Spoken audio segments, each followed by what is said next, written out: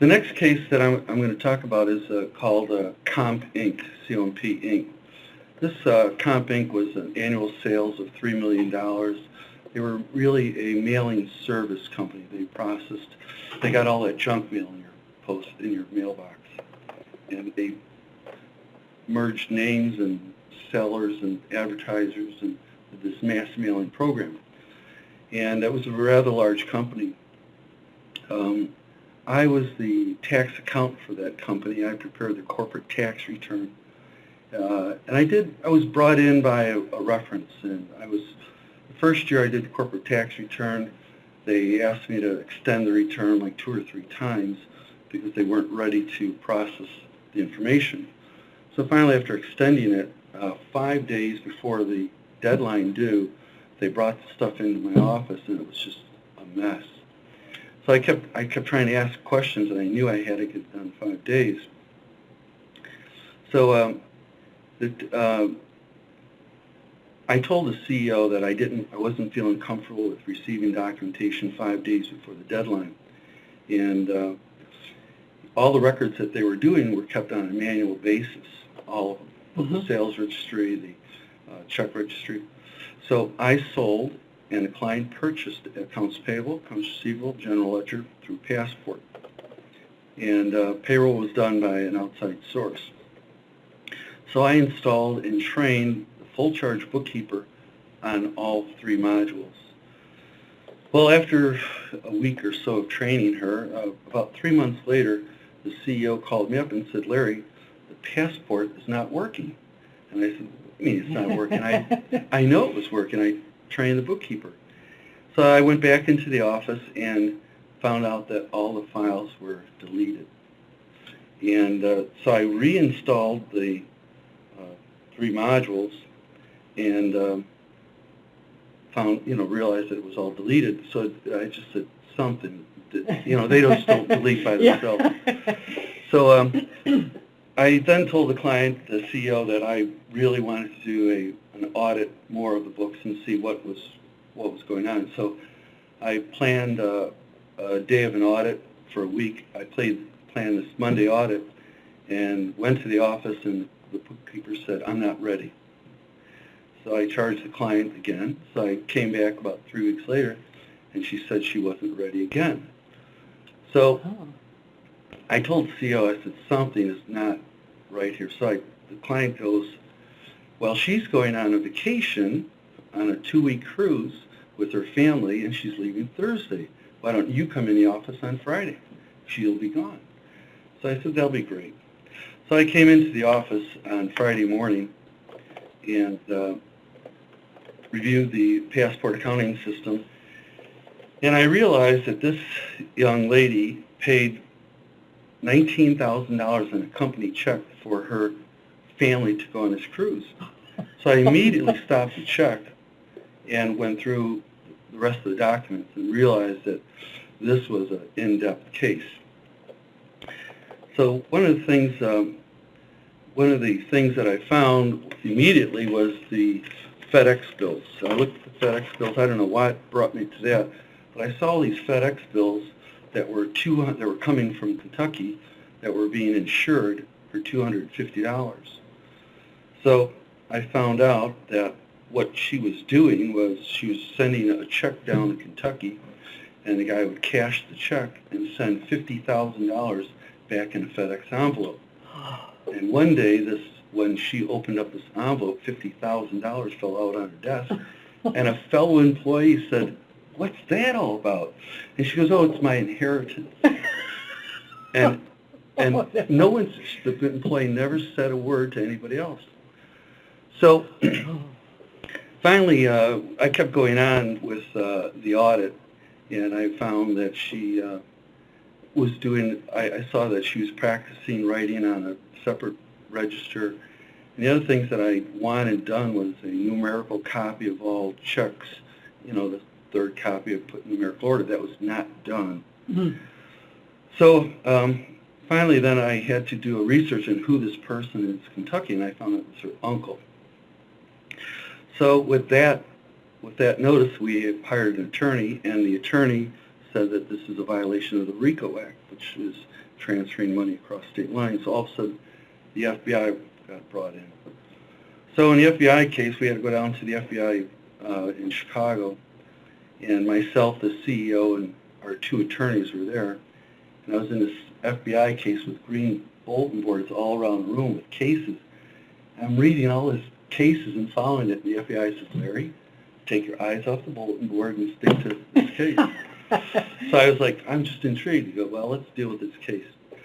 So as the case continued, I found more and more misappropriations of money. And one of the things I found was, as a sailor in the Chicago area, I know the marinas up and down the lake. So I found these two checks for $75,000 each made out to this marina. So I called up the marina and asked, do you know these people? So yeah, we sold them a 38-foot boat worth $406,000. So I'm like, oh no, these checks went to pay the down deposit on the boat. So the checks went through, cleared, and they bought a power boat of $406,000. It was a 38-foot boat. And then I found also is that the bookkeeper was pretty ingenious. She did a remodeling of her home, and she used the same vendor name that on the construction company as the vendor who did the work for the company. So she used this, like it would say it was Capital Construction, or Capital. So she did a $200,000 remodeling of her home, put a swimming pool in, paying the word Capital. Well, the CEO never realized that that was Capital Construction, not Capital Manufacturing. Not his vendor. Oh. Yeah, not it was, so they did a $200,000 remodeling home of a $280,000 purchase price of a home, and they installed a pool, and they installed safes in every room. They put floor safes in every room, because I went to Capital Construction Company and got the documents and found out that every room had a floor safe in it. Larry, that's just mind-boggling. So then the client returned home after a week and a half or 2 weeks vacation on a cruise, which she took her mother, father, aunt and uncle, and her husband and wife. So when they came home on this cruise, on Sunday night they called me up and asked me, Larry, should I go to the office? I said, I don't think I would go to the office. I said, why don't you come to my office and let's talk? And so they said, fine. And I said, I know that you took some documents. I'd like you to bring them to my office. They said, not a problem. We'll bring it all in. So on a Monday morning on the way to the office, I got a phone call, and they said, would you come to our house? Because the lady's not feeling well. I said, be glad to. This is the employee? The employee. Okay. So I go to the employee's home and walked in the home, and the mother and father, who live in a home with the plaintiff or defendant and her husband, and we walked in this basement, and a pastor of a church was there. So I began to open up this meeting with the pastor, and I said, this is going to be a changing moment of all of our lives. Everyone in this room will change. So we opened up the meeting with a prayer. And in the court hearings, the court asked me, he said, do you always start a meeting with a prayer? I said, yes, I do. And he goes, why would you do that? I said, well, just because I knew it would change everyone's life. And it did, because everyone went to jail. And so so when we sat down, I sat with the husband to my left and the wife to my right, and I asked her, I said, what were you thinking that you wrote $75,000 check twice to this boat vendor in Illinois? And she just started crying. So I asked the husband, I said, what were you thinking when you saw your wife write 2 checks out for $75,000 to a boat seller? And he goes, well, I thought it was a bonus. I said, are you crazy? A $150,000 bonus on a $38,000 salary? And finally, everything started coming out. And at this point in time, we started going over some other checks. Probably at this moment, I probably knew that there was about $2 million embezzled. And the client asked me what we can do to resolve this issue. And I said, I have 3 goals. I have an immediate goal, a short-term goal, and a long-term goal. And the immediate goal is to go upstairs and open up all the safes and take out all the diamonds that you bought at the jewelry in LaGrange, and take out all the cash and give me all the cash right now. And she said, no, I won't do that. So I said, then you'll have to liquidate all your IRAs. And the mother and father said, we'll sell all our IRAs right now if you don't take my daughter to jail. And I said, so then the pastor came up and said, oh my God, he goes, the client gave me money for my son's education.